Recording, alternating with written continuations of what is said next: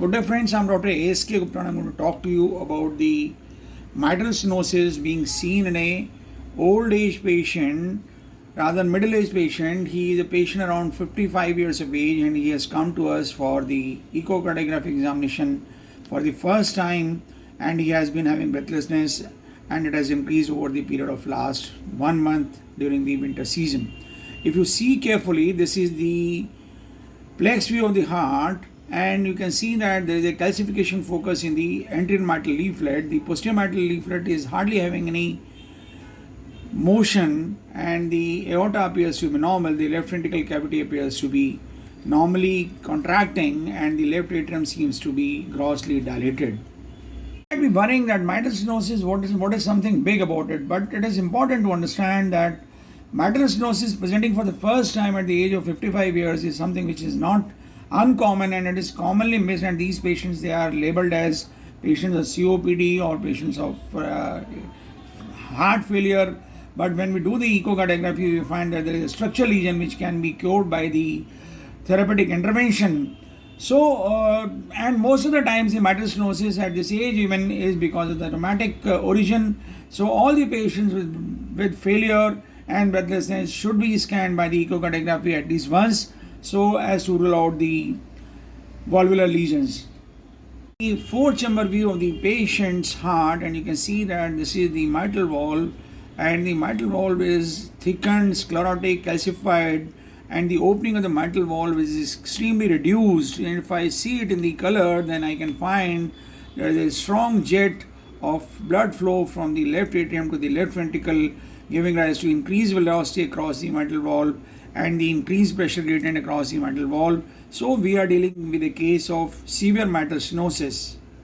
If I try to measure the pressure gradient across the mitral valve, then I find that the pressure gradient across the mitral valve is pretty high and this patient is having atrial fibrillation.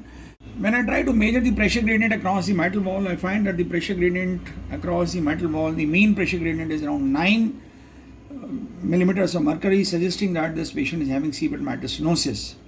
We are trying to see the right ventricle and the right atrium, and I can see that there is a high flow velocity jet across the right side of the heart, across the tricuspid wall, suggesting that this patient is having high right-sided pressures and the pulmonary artery hypertension.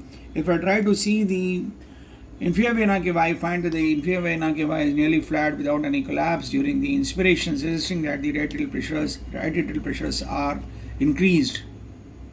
When we try to measure the right atrial pressures by measuring the TR-jet velocity, we find that the maximum TR-jet velocity is around 3.6 meters per second, suggesting that the TR maximum pressure gradient is around 40 millimeters of mercury and the right atrium is dilated and the right atrial pressure can be taken as 20 millimeters of mercury. So 20 millimeters of mercury added to 40 millimeters of mercury gives rise to a pressure gradient of 60 millimeters of mercury, suggesting that this patient is having moderately severe pulmonary artery hypertension.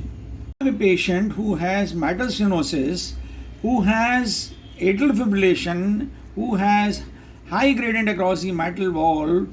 Now we look carefully, then we find that there is a echogenic structure over here at the atrium, and this is nothing but the thrombus, and these patients, they are likely to require the anticoagulant therapy to prevent the embolic phenomena.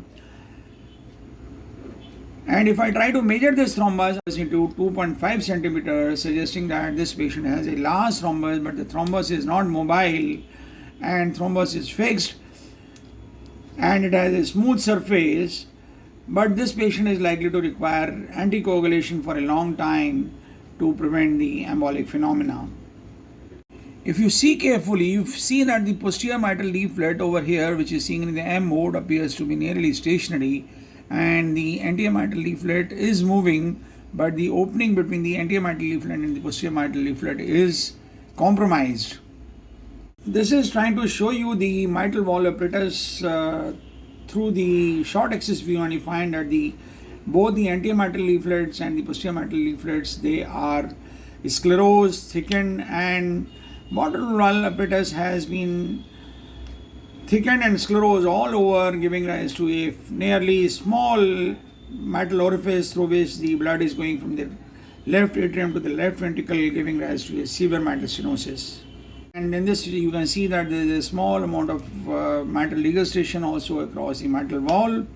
So we have been able to demonstrate a good case of mitral stenosis, which is severe in nature, along with the thrombus.